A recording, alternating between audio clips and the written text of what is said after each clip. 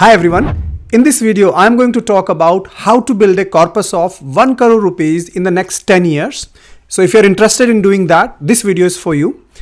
I'm going to discuss with you two key options depending on how much of money you can invest every month. So let us get into the video without wasting any more time. What you see on my screen is the target amount first of all, which is 1 crore rupees. And we know our planning horizon is 10 years, right? The first thing we need to really work out is how much money you need to invest every month to be able to hit this target. So in option 1, I have worked out that you will need 43,000 rupees every month to be able to invest in good sensible investments to be able to get to 1 crore rupees, assuming that your money that you're investing is going to grow at a CAGR of 12% every year for the next 10 years. I'm going to talk about the rationale of why I have picked up 12%. It's not a random selection that I've done, but eventually we need to get to 1 crore rupees in the next 10 years. So monthly SIP or systematic investment plan that we need to have is 43,000 rupees every month. People who cannot afford to invest 43,000 rupees every month, do not worry. We are going to talk about option 2 as well, where you can invest much lesser amount but still can get to 1 crore rupees. So please wait for that. Now, if we just talk about option 1, 43,000 rupees meaning roughly 5,16,000 rupees every year you will invest for the next 10 years. That will mean that your total investment over the next 10 years will be 51 lakh rupees, but you are going to earn a profit of 48 lakh rupees roughly prior to tax, and that will take you to 1 crore rupees in the next 10 years. Let us now talk about how do we sensibly invest this 40,000 rupees every month to be able to get to 1 crore rupees in the next 10 years. The first thing we need to think about is investing this money, part of this money, into ELSS mutual fund category, which is equity linked savings scheme. I've created a full video on my YouTube channel. After this video, please go ahead and watch that video just so that you understand which is the best ELSS mutual fund and also you understand all your options. Now, quick 2 points that I want to make is the reason we are investing in ELSS mutual fund is that you can save tax up to 46,000 rupees every year. Just the tax saving itself is huge depending on your tax bracket, right? And the second point is that in the past few years, ELSS mutual funds have comfortably given returns between 10 to 15%, and that is what we are after. Third point, or the last point I want to make about ELSS mutual fund is that people who are already taking tax relief under section 80C, for example, you are paying a home loan back and you are getting some rebate on capital plus interest from a home loan perspective, you don't need to invest your money in ELSS. Only people who have not taken any tax advantage, please consider ELSS. Now, people who have already taken advantage from a tax perspective, your best option to invest this money will be invest this money in a large cap mutual fund. Now you have two types there. One is the index mutual fund. So people who do not want to do more research, want to be really safe, please go ahead and invest your money into a good index fund, index large cap mutual fund. Again, there is a separate video I've created in my YouTube channel. Please consider subscribing to my YouTube channel because you will find a lot of good content that will help you to build that financial plan. So you can go and do that.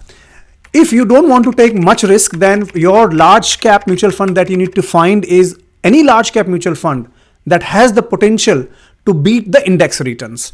I have again created a separate video. I believe there is a mutual fund that can beat index mutual funds absolutely in the next few years. You can go ahead and invest your money into that. So let us assume that you are going to invest 1,50,000 rupees every year either into ELSS or a large cap mutual fund. That will mean 12,500 rupees every month is going into ELSS category. That will be your first investment. That will leave you remaining 3,66,000 rupees out of this 5,16,000. Where are we going to invest that remaining money? Okay. A simple thumb rule is what I am going to present to you now is out of this remaining 3,66,000 rupees, 50% of your money should be invested in mid cap mutual funds, 30% in small cap mutual funds, and 20% in US mutual funds. So 50% would mean roughly 15,000 rupees every month SIP. 30% will mean 9,000 rupees every month in a small cap mutual fund. And 20% will mean 6,000 rupees in US mutual funds. Now you may have a natural question that Rahul, why have you allocated 50%, the most allocation to mid cap after the ELSS or large cap mutual funds. I want to talk about the data here. So let me show you this chart here. What you see on my screen is that returns generated by large cap, mid cap and small cap indexes in the last few years. If you look at this data very closely, what you will see is that in the last 19 years, mid cap have comfortably beaten large cap as well as small cap both. If you look at 10 years returns, you will see again mid cap has performed better than large cap and small cap. Except the 5 years data, even the 3 years, it has performed better. Except the 5-year data, I would say largely mid cap stocks have performed far better than large cap and small cap both. Therefore, I'm going to recommend that we put maximum allocation out of the remaining investment into mid-cap mutual funds. And also please understand that ELSS mutual fund that you are going to invest your money, almost every ELSS mutual fund generate maximum investment into either large cap mutual funds, which is up to 60 to 70%, more than 60 to 70%. So anyways, if you're investing in ELSS, you're already invested in large cap mutual funds. Therefore, in order for us to meet our diversification rules as well, let us go ahead and invest 50% of our money into a good mid cap mutual fund. Then moving on to 30% small cap mutual funds. Please understand, small cap mutual funds are very volatile. Okay. Therefore, the allocation I've kept for small cap mutual fund is lesser than the mid cap mutual funds. Also, I want to make a point about small cap mutual funds.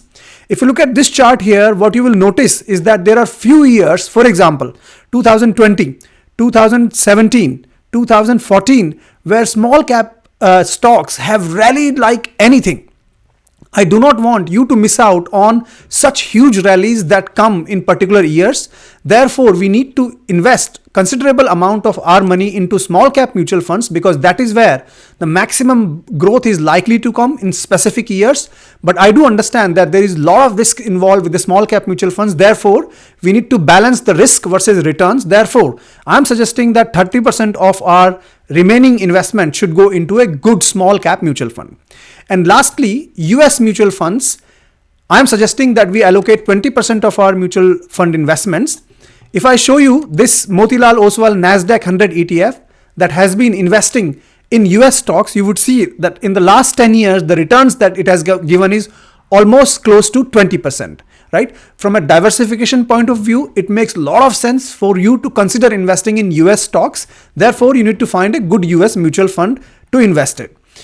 Because US economy is a matured economy, I do not want you to put a lot of money into US economy. I would rather spend a lot of money in Indian economy because in the next 10 years, the way Indian economy is going to grow is much faster than US economy, right? Now, what I would really like you to do is let me know in the comments if you would like me to create separate videos on selecting the best mid-cap mutual funds, best small cap mutual funds, or best US mutual funds. Let me know in the comments which category you would like me to make videos on. I'll in the coming weeks create separate videos on that. And please do not forget to subscribe my YouTube channel and press the bell notification so that you're notified as soon as I create those videos. Let us now talk about option 2, because if you're not able to afford to invest, let us say 43,000 rupees every month, now comes option 2. Option 2 is a simpler version of investment where we are going to talk about something called as top-up SIP. Meaning that first year, let us say you want to start this year, please start making investment of 24,000 rupees every month. In the next year, this will go up by 15%. So it will come out to be 27,000 rupees every month. Next year, it will again go up by 15% and so on. For the next 10 years, you increase your SIPs every year. You call it top-up SIPs. All the mutual funds, majority of the mutual funds give you that functionality and so that you can go ahead and set it up once and you don't need to create multiple SIPs. Now, the reason I have selected 15% here is that I think you need to have a clear target in terms of every year, how do you want your income to go up by? If you're a salaried person, make sure you're getting average salary hike of at least 10 to 15% every year. And you also need to find ways to save a little bit more money so that you are having a discipline in your investment behavior and you can invest every year 15% more for the next 10 years, right? Now, if 15% step up is a little bit more for you, what you can do is go to this website and calculate for yourself how much money you need to invest. I'll put the link in the description. You can go ahead and set it up to 10% or whatever, and it will automatically give you what should be your starting SIP and how do you need to top it up by every year, right? Having said that, this will bring a lot of discipline, lot of target, lot of planning for your financial growth. If you look at these numbers now, first year, if you stick to 24,000 rupees, you will end up investing roughly 2,91,000, next year 3,35,000, and so on.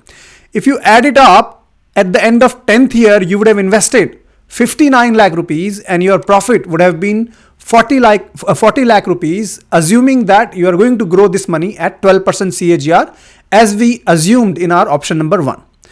Now in option 1, if you remember, we also talked about your investment amount was less because you are upfront investing more and more money and your money is getting compounded in the next 10 years. Therefore, your profit was 48 lakhs there.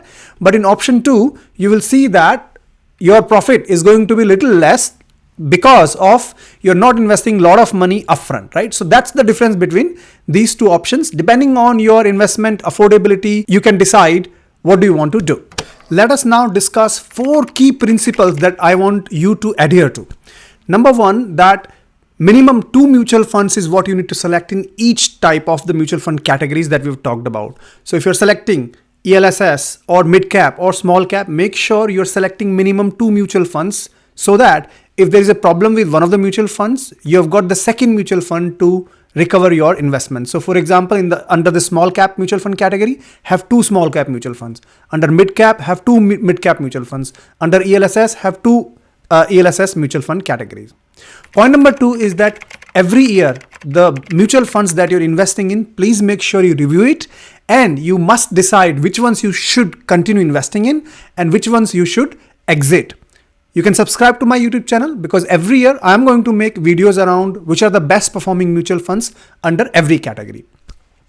Point number 3 that I want to make is every year this allocation that I've talked about, which is 50, 30, 20, can slightly change depending on the macro conditions of the stock market. So please make sure you do a lot of reading, do a lot of research and adjust this 50, 30, 20 depending on where the market is going.